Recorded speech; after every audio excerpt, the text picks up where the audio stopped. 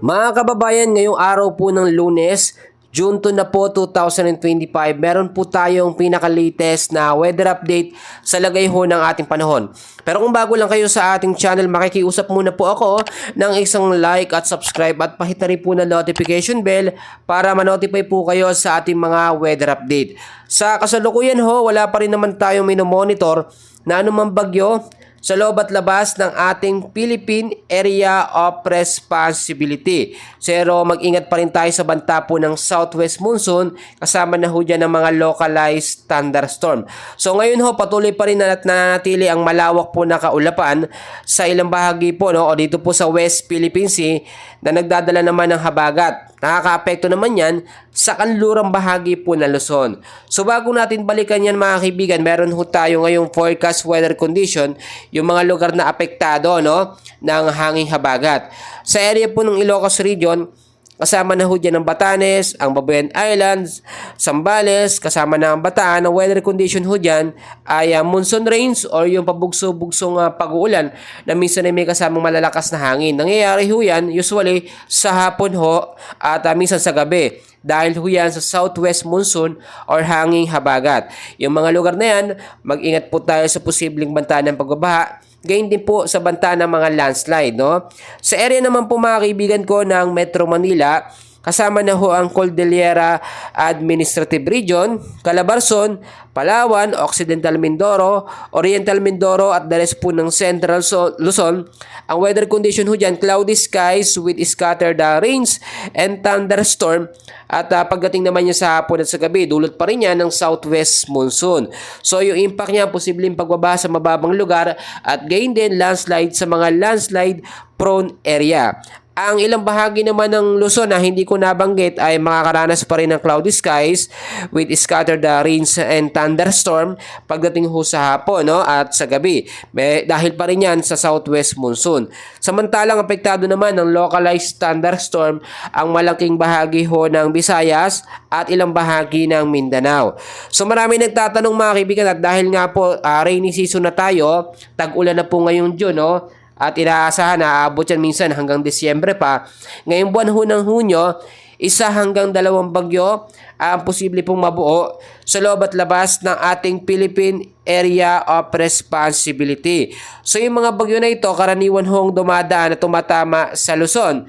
Kasama na ho dyan, at yung lugar ng Eastern Visayas, yan madalas yung dinadaanan kapag kahabagat season talaga.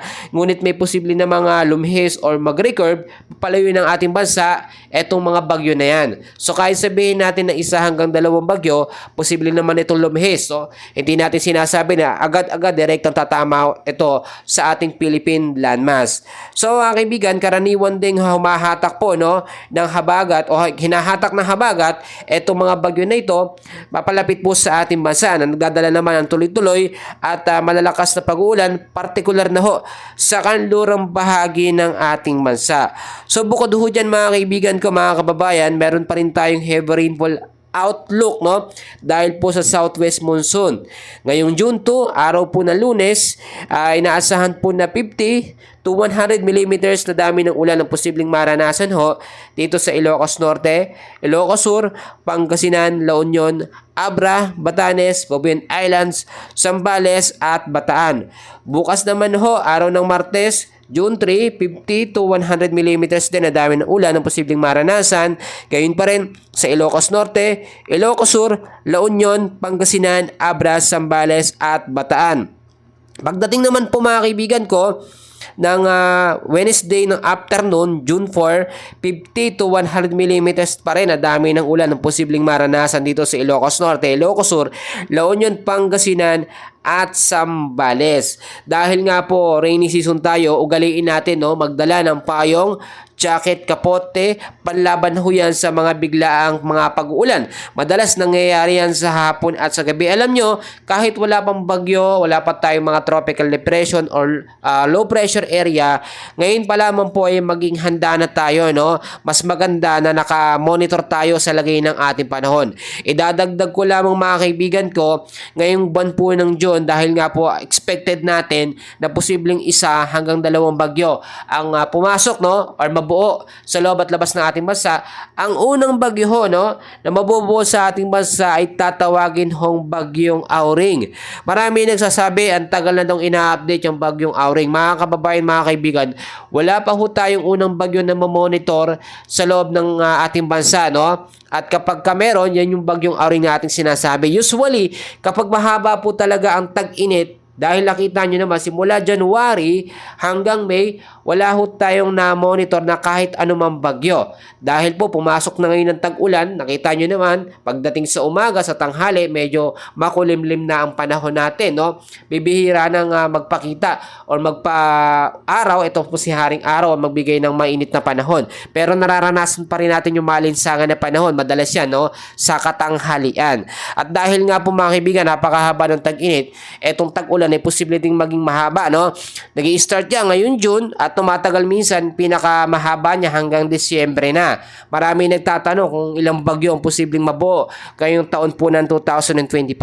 Well, as of now mga kaibigan, wala pa naman tayong data kung ilang bagyo ang posibleng mabuo. Pero inaasahan 10 hanggang 16 na bagyo, no? At yun yung pinakakakaunti lamang, pero inaasahan natin and hopefully wag sanang magkaroon ng bagyo na marami ngayong 2025. Dahil syempre, yung mga pananim natin, yung mga lugar po na bahain, delikado, no?